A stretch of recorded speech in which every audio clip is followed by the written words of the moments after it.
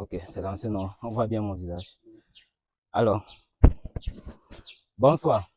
Très souvent, votre technicien peut vous dire que Boss, nous sommes en train de faire l'implantation du bâtiment. Boss, nous sommes en train de faire l'installation du chantier. En quoi consiste concrètement l'implantation d'un bâtiment? C'est ce que je m'en vais vous expliquer dans cette vidéo. Alors, l'implantation du bâtiment consiste simplement à définir les positions exactes où se trouveront les poteaux qui porteront votre construction.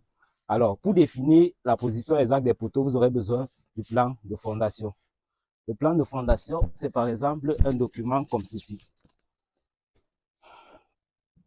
Lorsque vous regardez ce document qui est par exemple en image, on a un axe A, B, C et on a des axes 1, 2, 3.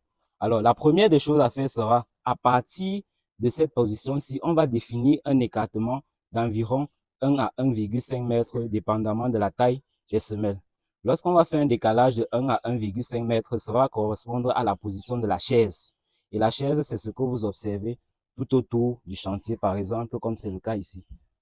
Filme un peu la chaise. Ok. Et donc, voilà.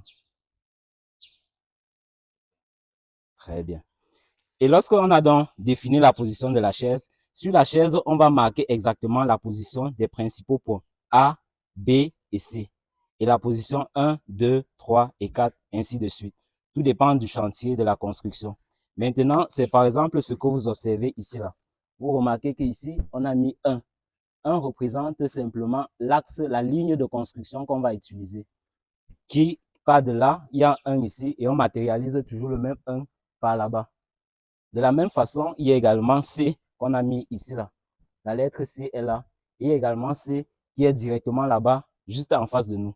Et donc maintenant, l'intersection de la ligne de construction 1 et de la ligne de construction C va donc correspondre donc à la position exacte de notre poteau, de notre future semelle. Alors, une fois qu'on a défini la position exacte, il faudra ensuite vérifier que cette partie-ci est en équerre. La vérification a été déjà faite. Donc, il faudra vérifier que ici, là, on a exactement un angle droit pour se rassurer que tout a été bien fait. Une fois que ceci a été fait, il faudra maintenant ensuite faire une projection orthogonale. Tout simplement. On revient en quelque sorte à nos cours de troisième. Et donc, on va projeter ce point-ci exactement au sol.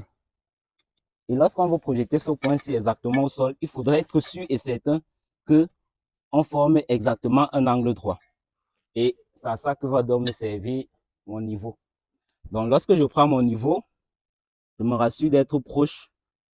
Et maintenant, je vérifie que je suis parfaitement en équerre.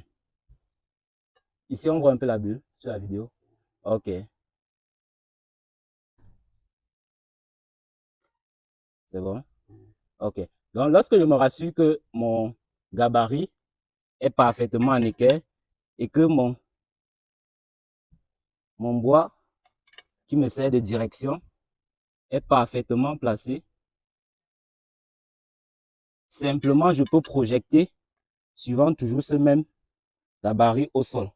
Et là, je sais que voici ce qui sera prochainement le point de ma semelle. Petite précision, pour un travail beaucoup plus précis, il est préférable d'utiliser le fil d'aplomb.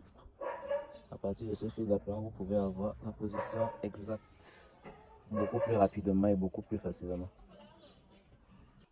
Maintenant, à partir de la position de la semelle, sur mon plan de fondation, on a par exemple marqué ici, vous allez bien voir, on a dit 130, 130.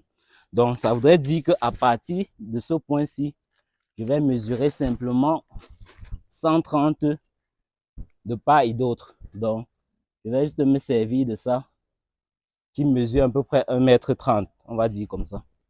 Et donc, lorsque je place, je vais me rassurer que je suis là au milieu.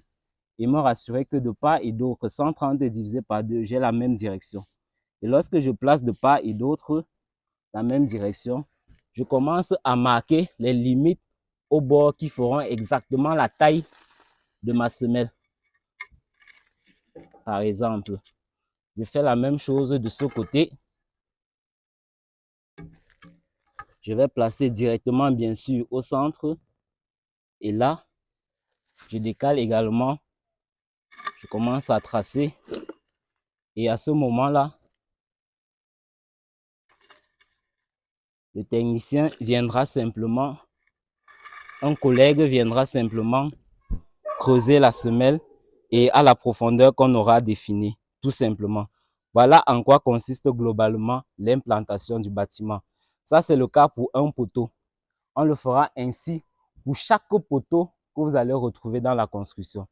C'est en quelque sorte comme ça que se passe l'implantation d'un bâtiment.